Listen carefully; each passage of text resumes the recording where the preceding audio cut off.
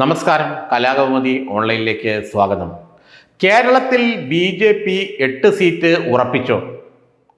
2026 നിയമസഭാ തെരഞ്ഞെടുപ്പിൽ BJP അഖിലേന്ത്യാ നേതൃത്വത്തിന്റെ സ്വപ്നം എന്നത് കേരളത്തിൽ BJPക്ക് 8 നിയമസഭാ സീറ്റുകളാണ്. 3 ജില്ലകളിൽ നിന്നായി 8 നിയമസഭാ സീറ്റുകൾ.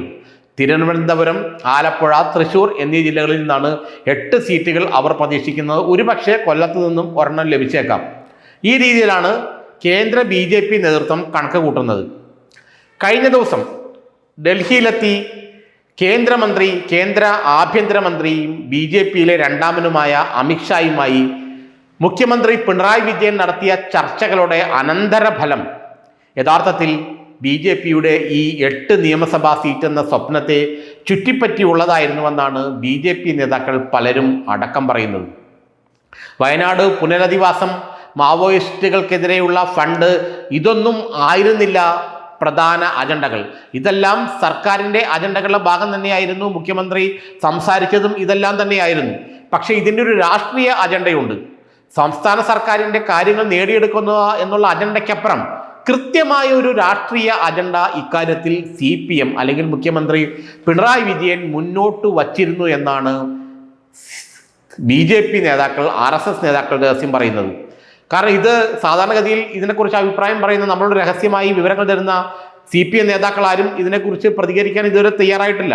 എന്നാൽ BJP നേതാക്കൾ പറയുന്നത് ഇത് 8 സീറ്റ് തങ്ങൾക്ക് ലഭിക്കാനുള്ള ഒരു റോഡ് മാപ്പിൻ്റെ, ഒരു തന്ത്രത്തിൻ്റെ ഭാഗമായിട്ട് തന്നെയാണ് ഈ ഒരു കൂടിക്കാഴ്ച. അതും പിണറായി വിജയനും ആഭ്യന്തരമന്ത്രി അമിത്ഷായും തമ്മിൽ അവർ മാത്രം ഇരുന്നൊരു ചർച്ച നടത്തിയത്. സാധാരണഗതിയിൽ അമിത്ഷാ മറ്റ് സംസ്ഥാനങ്ങളിലെ മുഖ്യമന്ത്രിമാരൊക്കെ വരുമ്പോൾ, മന്ത്രിമാരൊക്കെ വരുമ്പോൾ തൻ്റെ ഓഫീസിൽ നിന്നാണ് ചർച്ചകളൊക്കെ നടത്താറുള്ളത്.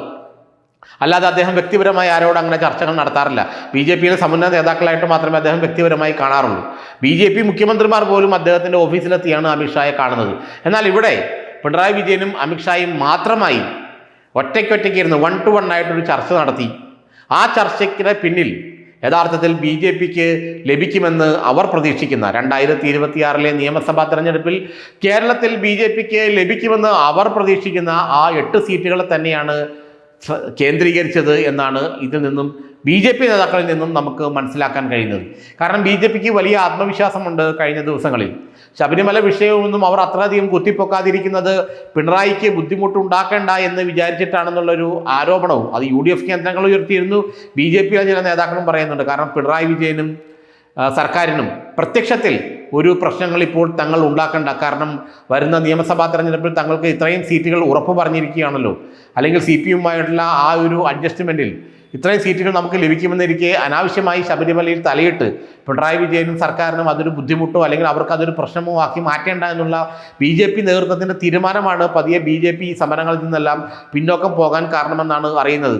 യുവതീ പ്രവേശനവുമായി ബന്ധപ്പെട്ട് സംഘപരിവാർ സംഘടനകളും BJPയും കേരളം മുഴുവൻ അക്രമാസക്തമായി സമരങ്ങൾ നടത്തിയിരുന്നു, വലിയ തോതിലുള്ള പ്രക്ഷോഭങ്ങൾ നടത്തിയിരുന്നു. എന്നാൽ സ്വർണ്ണപ്പാളി വിവാദവുമായി ബന്ധപ്പെട്ട് BJP അത്തരം പ്രക്ഷോഭങ്ങളിലേക്കൊന്നും കടക്കുന്നില്ല. അതിൻ്റെ പ്രധാന കാരണം പിണറായി വിജയനെ വെറുതെ ബുദ്ധിമുട്ടിച്ച് അലോസരപ്പെടുത്തേണ്ട, കാരണം അദ്ദേഹം നമുക്ക് ഏതാനും നിയമസഭാ സീറ്റുകൾ വാഗ്ദാനം ചെയ്തിരിക്കുകയാണല്ലോ എന്നാണ് പേര് വെളിപ്പെടുത്താൻ ആഗ്രഹിക്കാത്ത ചില BJP നേതാക്കൾ നമ്മളോട് രഹസ്യമായി പറഞ്ഞത്.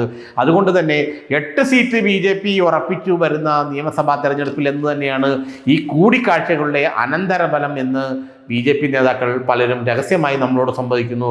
അങ്ങനെയാണെങ്കിൽ, അത് ശരിയാണെങ്കിൽ, ഈ പറയുന്നത് പോലെ 3 ജില്ലകളിൽ നിന്നായി തിരുവനന്തപുരം, ആലപ്പുഴ, തൃശൂർ, ചിലപ്പോൾ കൊല്ലം, ഈ 3-4 ജില്ലകളിൽ നിന്നായി 8 സീറ്റുകൾ BJP വരുന്ന തെരഞ്ഞെടുപ്പിൽ പിടിക്കുമെന്നാണ് അവർ പറയുന്നത്.